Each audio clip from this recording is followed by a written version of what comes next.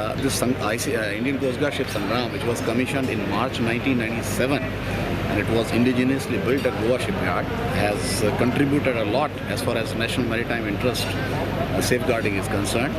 And I'm honored that I was 8th commanding officer of the ship. This has served the nation as Indian Coast Guard for approximately 26.5 years. And though the ship is decommissioned today, we have exploited it, Coast Guard has exploited it to the maximum, optimally. It has covered around 6 lakhs nautical miles of sailing during this period. And Coast Guard is on expansion mode and adding a number of ships in times to come. And we will be stabilizing somewhere around 200 or odd ships in our inventory as and when we stabilize. In knowledge goes, it is around 6 OPVs we are making, and we are also planning to acquire hovercraft. We have just concluded the contract for FPVs also, which is mid-size ships, 55 meters approximately.